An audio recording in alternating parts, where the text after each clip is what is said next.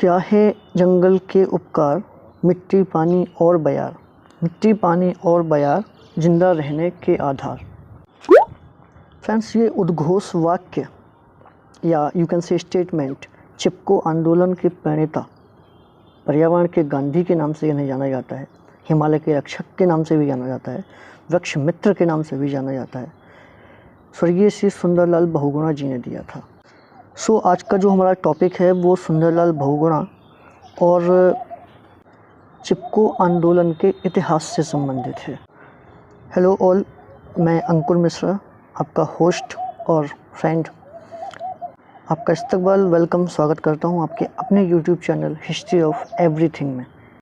पर्यावरण के गांधी जी स्वर्गीय श्री सुंदरलाल बहुगुणा जी का जन्म 9 जनवरी 1927 में उत्तराखंड के Tehri Garhwal at present district के मरोड़ा गांव में हुआ था। 13 वर्ष की उम्र में राजनीतिक करियर इन्होंने अपना शुरू किया और 1956 में शादी के बाद इन्होंने राजनीति से संन्यास ले लिया। उसके बाद गांव में रहने का फैसला किया इन्होंने और पहाड़ियों में अपना एक आश्रम खोला।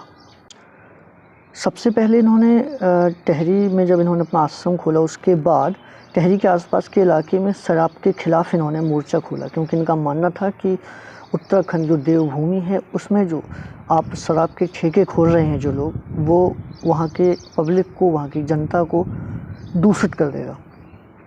क्योंकि शराब काफ़ी थी उस समय देवभूमि उत्तराखंड के लोगों को बर्बाद करने के लिए, स्पॉइल करने के लिए। फाइनली उन्होंने फिर 1960 के दशक में उन्होंने अपना ध्यान वन मतलब फॉरेस्ट और पेड़ की सुरक्षा पर केंद्रित किया। पर्यावरण सुरक्षा के लिए 1970 में शुरू हुआ इनका चिपको आंदोलन धीरे धीरे पूरे भारत में फैलने लगा।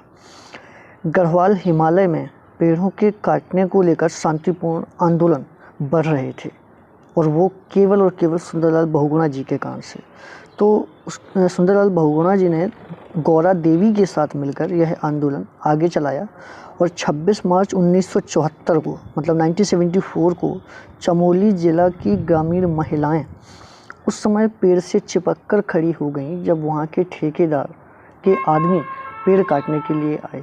यह विरोध प्रदर्शन तुरंत पूरे देश में फैलने लगा, क्योंकि अगर पेड़ नहीं होंगे तो हमें ऑक्सीजन नहीं मिलेगी और ऑक्सीजन नहीं मिलेगी तो हमारा इस पृथ्वी पर रहना मुश्किल हो जाएगा। उसके बाद जो नया दौर आता है वो 1980 में आता है, जब इन्होंने हिमालय की 5000 किलोमीटर की यात्रा की, जिसके दौरान गांवों का दौरा किया गया और लोगों के बीच पर्यावरण सुरक्षा का संदेश फैलाया गया और प्रमोट किया गया कि ज़्यादा से ज़्यादा अपने पर्यावरण को बचाएं।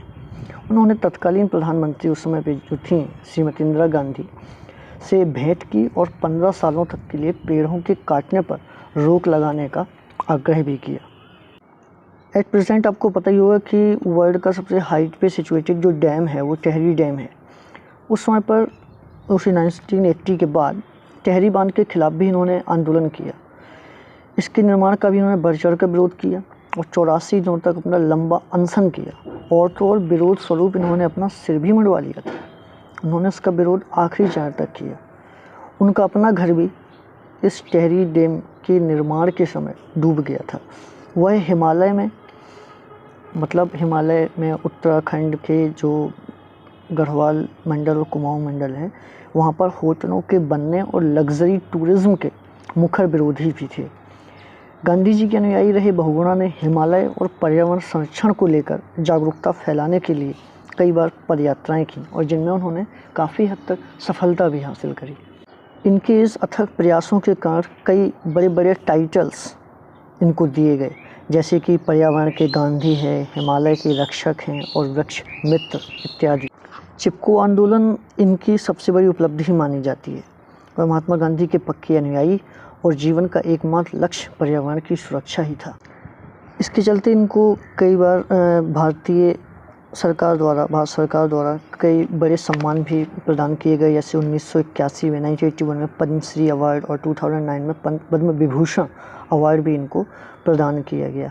इनकी कुछ बुक्स हैं जो उन्होंने लिखी, जैसे India's environment, myth and reality, धरती की पुकार और भू प्रयोग में बुनियादी परिवर्तन की ओर इनकी महत्वपूर्ण किताबें हैं सुंदरलाल बहुगुणा जी की।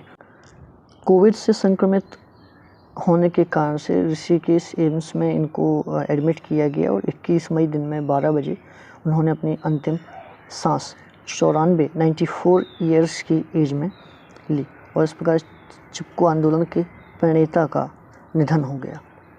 सो गाइस, अगर आप इस तरह के इन्फॉर्मेटिव वीडियोस से अपनी नॉलेज बूस्टअप करना चाहते हैं तो कृपया चैनल सब्सक्राइब करें, वीडियो लाइक करें और ज़्यादा से ज़्यादा शेयर करें। खुदा हाफिज़, धन्यवाद। मिलते हैं आपसे अगेन फिर एक ऐसी ही जानकारी के साथ इतिहास के पन्नों में। धन्यवाद।